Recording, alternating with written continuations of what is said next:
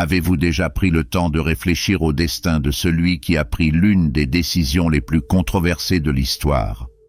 Aujourd'hui, nous allons plonger dans l'histoire énigmatique et tragique de Ponce Pilate, le gouverneur romain qui a autorisé la crucifixion de Jésus-Christ. Sa décision n'a pas seulement façonné le cours de l'histoire, mais l'a également conduit sur un chemin de culpabilité, de tourment et à une fin mystérieuse. Mais qui était vraiment Ponce Pilate? Et comment un homme au cœur du pouvoir romain s'est-il retrouvé isolé et abandonné par l'empire qu'il servait? Dans cette vidéo, nous explorerons non seulement les faits historiques, mais aussi l'impact psychologique et spirituel profond de ses actions. Des avertissements divins ignorés à sa lutte interne et à sa chute dramatique, l'histoire de Pilate est un puissant rappel des conséquences de nos choix. Ponce Pilate, le gouverneur romain de la Judée pendant l'époque de Jésus, s'est retrouvé au centre de l'une des décisions les plus emblématiques et controversées de l'histoire, la crucifixion de Jésus-Christ. Ce moment n'a pas seulement défini l'héritage de Pilate, mais est aussi devenu un point focal pour les chercheurs au fil des siècles, qui cherchent à comprendre les motivations et les pressions qui ont façonné cette décision cruciale.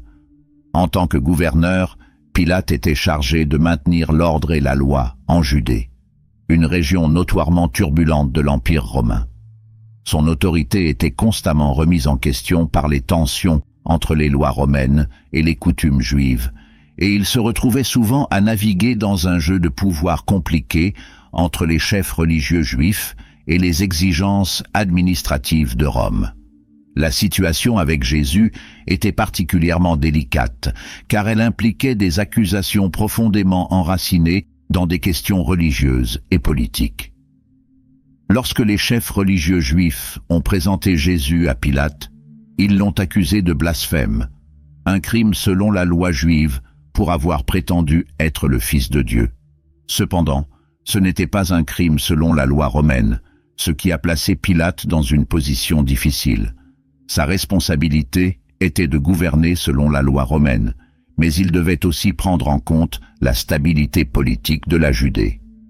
Les chefs religieux, percevant l'hésitation de Pilate à condamner un homme qui n'avait commis aucun crime du point de vue romain, ont changé de stratégie et ont accusé Jésus de subversion politique, affirmant qu'il se proclamait roi des Juifs, un acte de défi direct à l'autorité de César. Pilate s'est ainsi retrouvé pris entre les exigences contradictoires des chefs juifs et les attentes de ses supérieurs romains. Malgré ses tentatives initiales de libérer Jésus, allant même jusqu'à proposer la libération d'un prisonnier pendant la Pâque, la foule, incitée par les chefs religieux, réclamait la crucifixion. La scène était intensément dramatique, avec Pilate présentant Jésus au peuple et déclarant ne trouver aucune faute en lui. Cependant, la menace croissante d'une émeute et la possibilité d'un rapport négatif à ses supérieurs à Rome ont forcé Pilate à reconsidérer la situation sous un autre angle. Pilate, dans une tentative de se distancier de la responsabilité de la mort de Jésus, a accompli l'acte symbolique de se laver les mains devant la foule, un geste visant à exprimer son innocence dans le jugement d'un homme qu'il considérait personnellement comme non coupable. Cet acte, cependant, n'a pas atténué la complexité de sa décision, ni les implications éthiques et morales qu'elle portait. La décision de crucifier Jésus, bien qu'apparemment un mouvement pour maintenir la paix et obéir aux pressions politiques, était profondément contradictoire pour Pilate. Il a été contraint d'équilibrer l'injustice de condamner un homme innocent avec les exigences pragmatiques de son rôle de gouverneur. Ce choix reflète le dilemme auquel sont confrontés de nombreux dirigeants dans des zones de conflit, où les décisions ne sont que rarement noires ou blanches, mais sont nuancées par une gamme de facteurs légaux, sociaux et politiques. Après la crucifixion de Jésus, Ponce Pilate s'est retrouvé plongé dans une mer de doutes et de tourments personnels qui ont profondément marqué le reste de sa vie. Le poids d'avoir autorisé la mort de quelqu'un que beaucoup considéraient comme innocent, voire divin, n'était pas une simple question administrative. C'était devenu une crise personnelle qui défiait ses convictions et sa compréhension de la justice et du pouvoir. Au départ, Pilate a peut-être considéré sa décision comme un mal nécessaire, un moyen de maintenir l'ordre et de protéger sa position. Cependant, les événements qui ont suivi la crucifixion, en particulier les récits de phénomènes surnaturels et la nouvelle de la résurrection de Jésus, ont commencé à ébranler cette perception. L'idée que Jésus aurait pu réellement ressusciter des morts a confronté Pilate non seulement à une éventuelle erreur judiciaire, mais à une erreur de proportion cosmique. Ces rumeurs de résurrection auraient été particulièrement troublantes pour Pilate, dont l'éducation et la carrière étaient fondées sur la logique romaine et l'ordre impérial. Si elles étaient vraies, elles suggéraient qu'il avait condamné et exécuté un être de nature divine.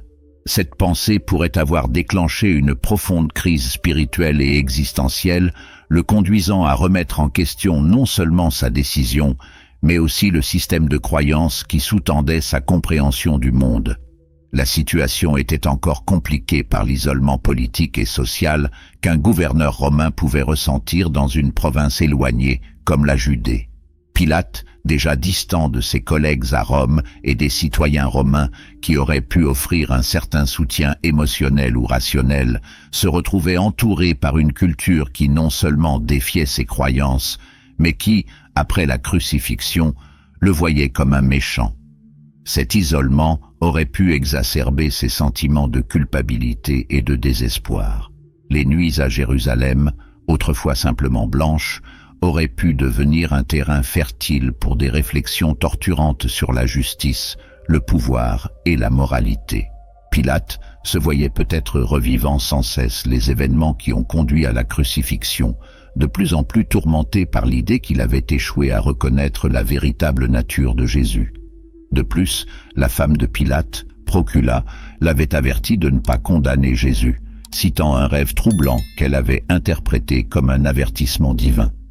Ignorer un tel avertissement de sa propre femme pourrait avoir ajouté une couche personnelle de conflit au remords de Pilate, intensifiant son sentiment d'erreur et d'isolement. À mesure que les récits de la résurrection de Jésus se répandaient et gagnaient en crédibilité, Pilate aurait pu se sentir de plus en plus acculé par ses propres décisions et les implications de celles-ci. La pression de maintenir l'ordre sous l'autorité romaine est devenue un fardeau secondaire face au poids de ses doutes et craintes existentielles. Cette tempête intérieure, bien que rarement mentionnée dans les archives historiques officielles, est une exploration théologique et dramatique riche dans les textes apocryphes et les traditions postérieures. En résumé, la vie de Pilate après la crucifixion de Jésus est un exemple tragique de la manière dont les conséquences de nos actions peuvent largement dépasser les limites du domaine public et professionnel, envahissant le personnel et le spirituel. Son héritage est un sombre rappel que les décisions prises dans l'exercice du pouvoir peuvent avoir des répercussions durables et profondément personnelles, mettant à l'épreuve notre santé mentale et nos âmes. La décision de Ponce Pilate de crucifier Jésus était bien plus qu'un simple acte judiciaire. Elle reflète les immenses pressions politiques et sociales auxquelles il était confronté en tant que gouverneur romain de la Judée. Pour comprendre véritablement pourquoi Pilate a pris cette décision, il est essentiel de saisir l'environnement volatile dans lequel il se trouvait et les multiples intérêts qu'il devait équilibrer. La Judée, à l'époque de Pilate, était une province tendue et difficile à gouverner. Le peuple juif avait une forte identité religieuse et culturelle, enracinée dans une tradition millénaire qui s'opposait souvent à l'influence et à la domination étrangère. Les Romains, quant à eux, cherchaient à maintenir un contrôle strict sur les provinces conquises, et tout signe de faiblesse ou d'incapacité à maintenir l'ordre pouvait être sévèrement puni par l'empereur. Pour Pilate, cela signifiait qu'il naviguait constamment dans des eaux dangereuses, essayant de garantir que l'ordre soit maintenu sans provoquer d'insurrection. Dans le cas de Jésus, la situation s'est encore compliquée. Jésus était une figure populaire parmi les masses, vu par beaucoup comme un prophète ou même comme le Messie. Il attirait les foules avec ses prêches et sa présence dans la capitale, Jérusalem, pendant la Pâque, une période de ferveur religieuse et de nationalisme, a intensifié les tensions. Les autorités religieuses juives, alarmées par l'influence croissante de Jésus et sa critique du système religieux établi, ont estimé qu'il représentait une menace non seulement pour leur autorité, mais aussi pour la stabilité sociale de la région. Ils l'ont accusé de blasphème et de se proclamer roi des Juifs, ce qui, selon la loi romaine, pouvait être interprété comme une forme de trahison contre l'empereur. Cette accusation a placé Pilate dans une situation extrêmement délicate. S'il libérait Jésus, il pourrait être perçu par les chefs religieux et par la population comme un gouverneur faible, incapable de contrôler une menace potentielle au statu quo. De plus, laisser vivre un homme accusé de se proclamer roi pourrait être interprété par Rome comme de la clémence envers une rébellion en puissance. Pilate savait que tout signe de faiblesse dans son administration pourrait être signalé à Rome, où il faisait déjà face à des critiques pour son administration impopulaire et souvent brutale en Judée. Il était sous surveillance constante et sa priorité en tant que gouverneur était de maintenir la paix et l'ordre, même si cela signifiait prendre des décisions moralement discutables. D'autre part, Pilate n'était pas convaincu de la culpabilité de Jésus. Dans les récits des évangiles, on voit un Pilate hésitant qui a essayé à plusieurs reprises de libérer Jésus, allant même jusqu'à offrir à la foule le choix de libérer un prisonnier pendant la fête de la Pâque, une tradition locale. La foule, incitée par les chefs religieux, a choisi de libérer Barabbas, un criminel, plutôt que Jésus. Cela illustre comment Pilate a tenté d'éviter la crucifixion, reconnaissant qu'il n'y avait pas de justification légale solide pour l'exécution de Jésus selon la loi romaine. Cependant, sa tentative de calmer à la fois les chefs religieux et la foule a échoué. La pression a augmenté lorsque les chefs religieux ont soutenu que Jésus représentait une menace pour la loyauté envers Rome, affirmant que quiconque se proclamait roi défiait directement l'autorité de César.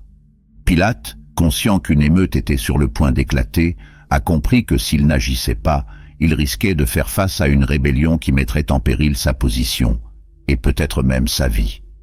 De plus, les chefs juifs ont implicitement menacé de dénoncer Pilate comme un gouverneur qui tolérait la trahison envers Rome, ce qui l'aurait certainement mis dans une mauvaise posture auprès de l'empereur. La complexité de la situation a conduit Pilate à se retrouver à une croisée des chemins. D'un côté, il ne voyait aucune raison de condamner Jésus à mort.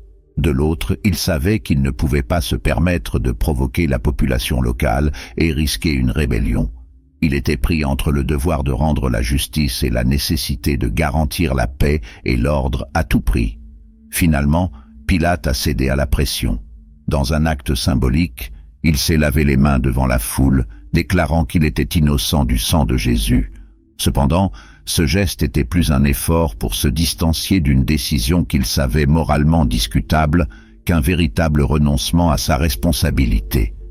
La crucifixion de Jésus, ordonnée par Pilate, était une décision qui a résonné bien au-delà des frontières de la Judée.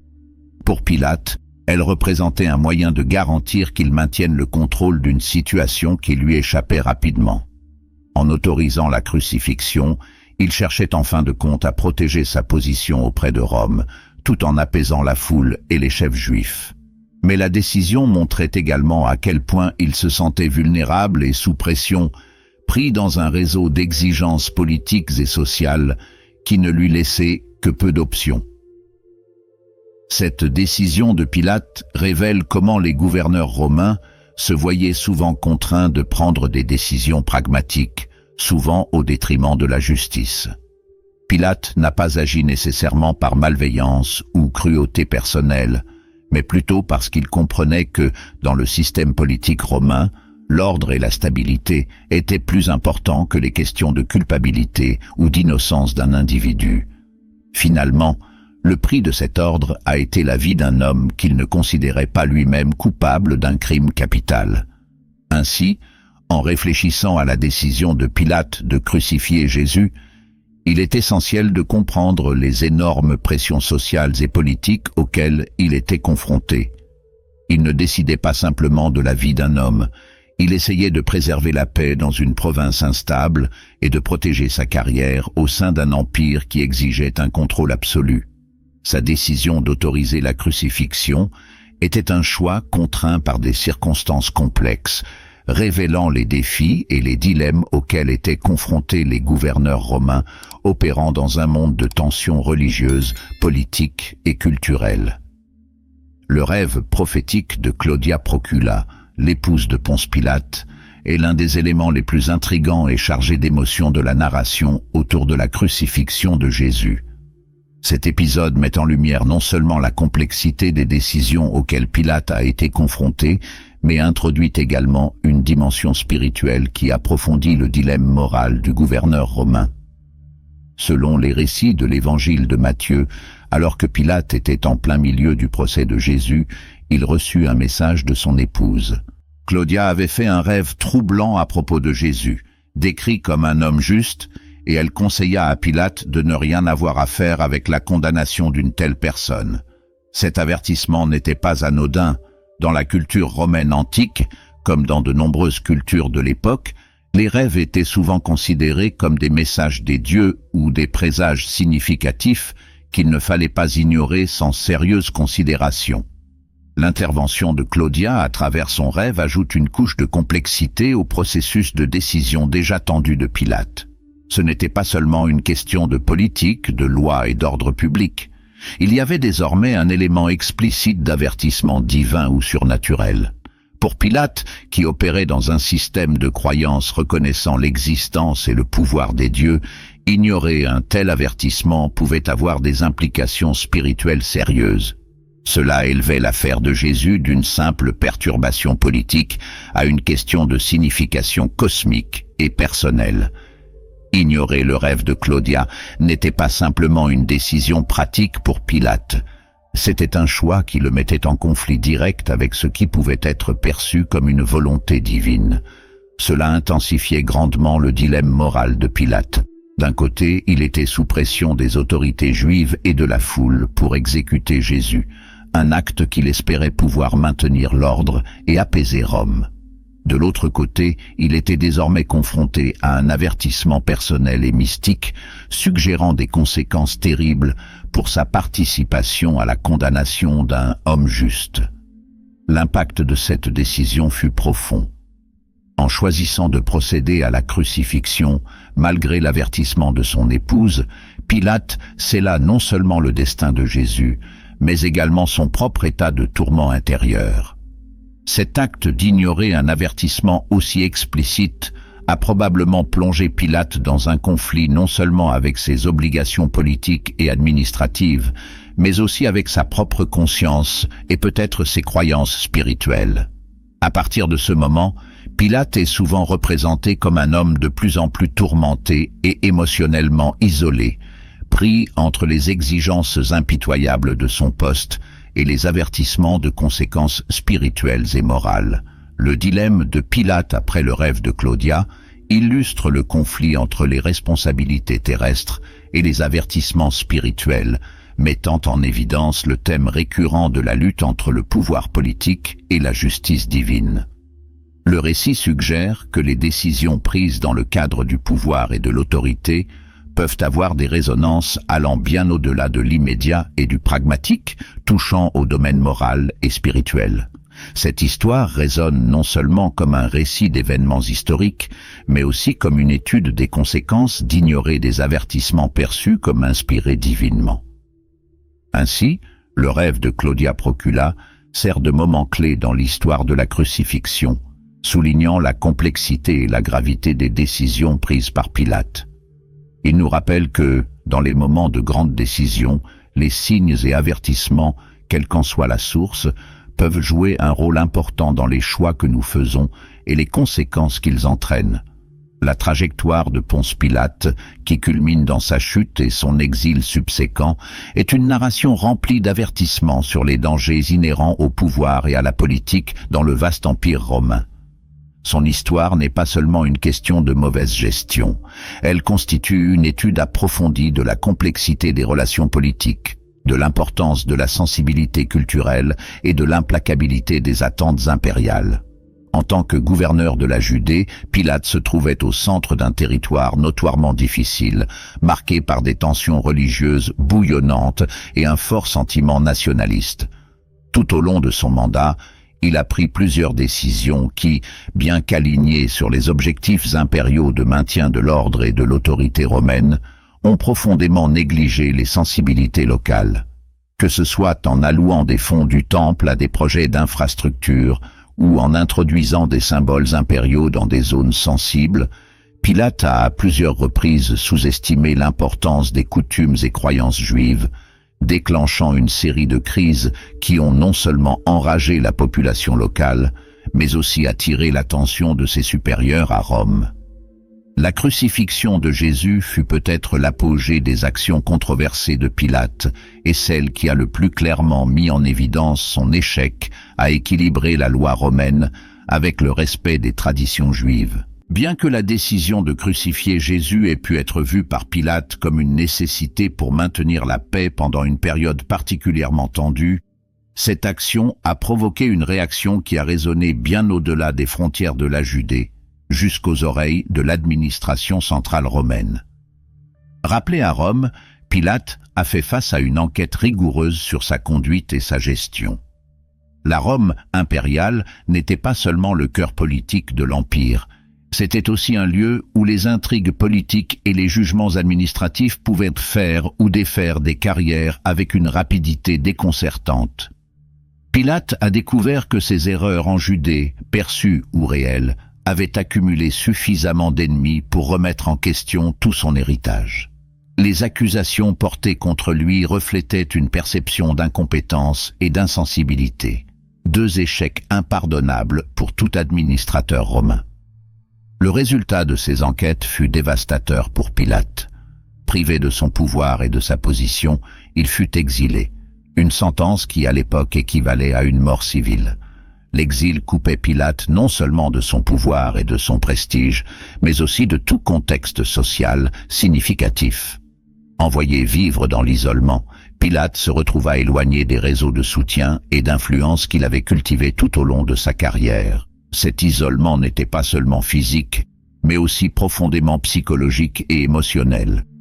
L'homme qui avait autrefois commandé l'une des provinces les plus turbulentes de l'Empire romain faisait désormais face à des jours de réflexion profonde et, inévitablement, de regret. La vie de Pilate en exil est mal documentée, ce qui ne fait qu'ajouter à l'aura de tragédie entourant son destin.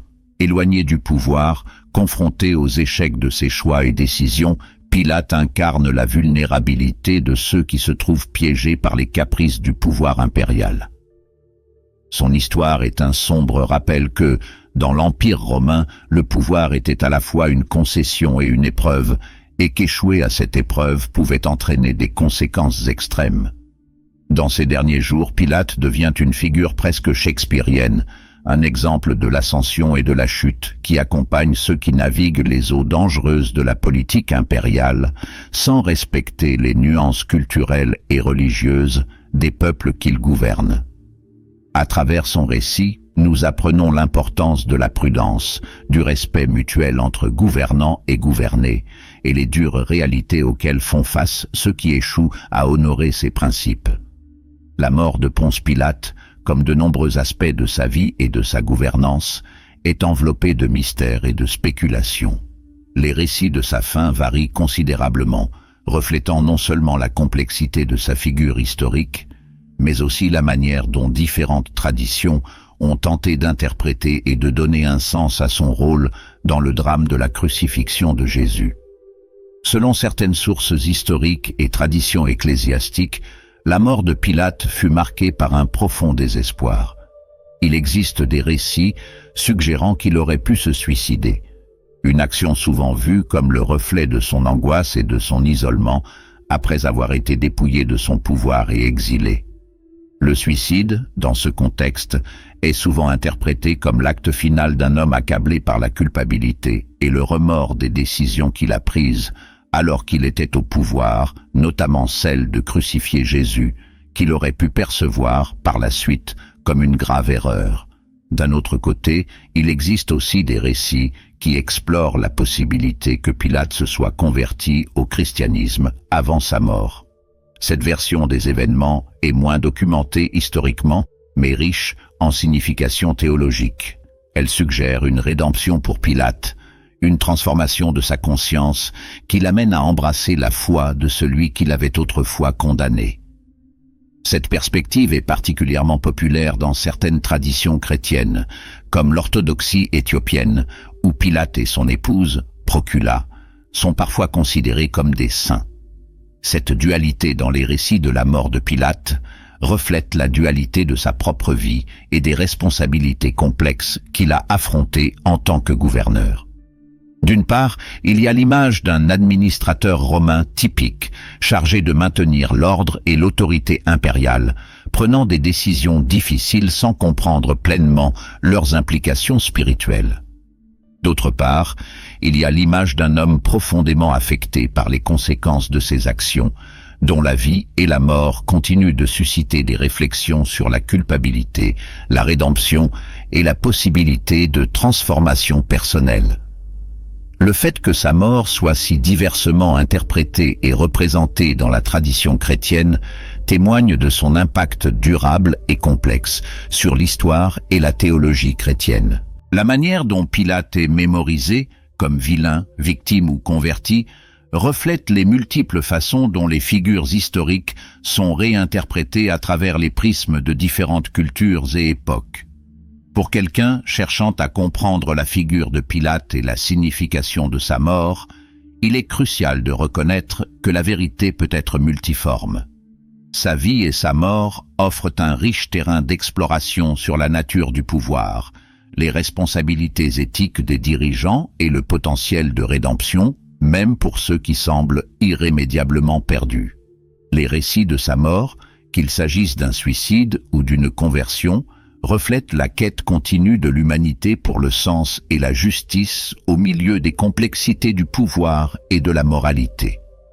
Ponce Pilate, bien qu'il ne soit pas une figure fréquemment mentionnée dans les textes bibliques, a émergé comme une figure centrale dans la théologie chrétienne et l'art au fil des siècles.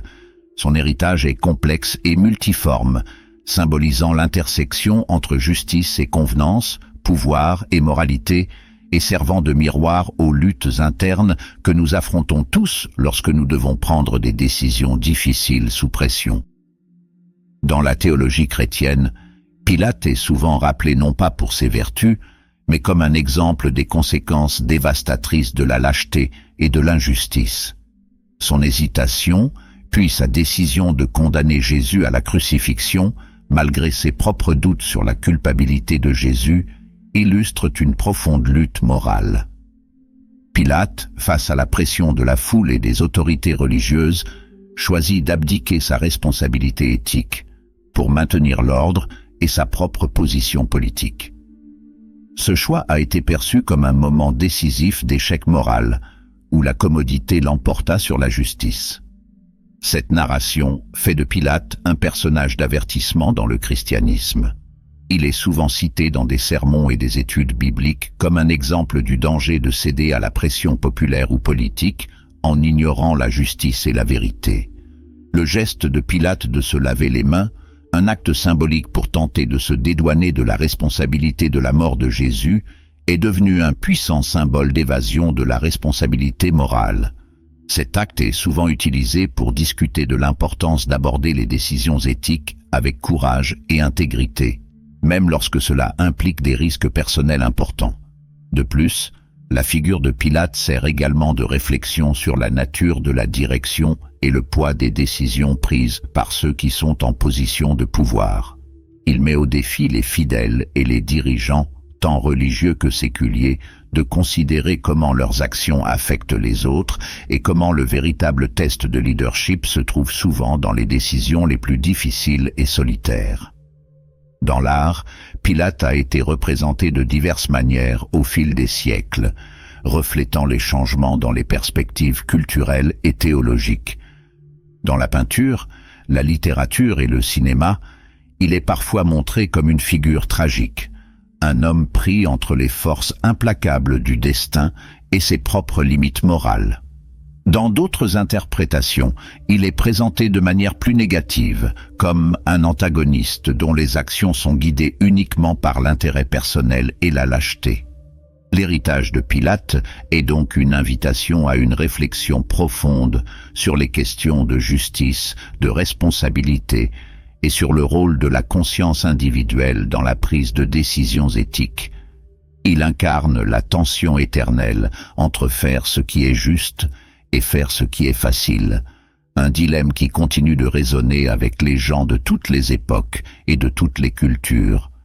Discuter de Pilate et de ses choix offre une occasion précieuse d'explorer comment les décisions que nous prenons peuvent définir qui nous sommes et l'héritage que nous laissons derrière nous, un thème intemporel et universel dans la quête humaine de sens et d'intégrité morale. Nous arrivons à la fin de notre voyage explorant la figure complexe de Ponce Pilate et les leçons que nous pouvons tirer de ses décisions et de son héritage.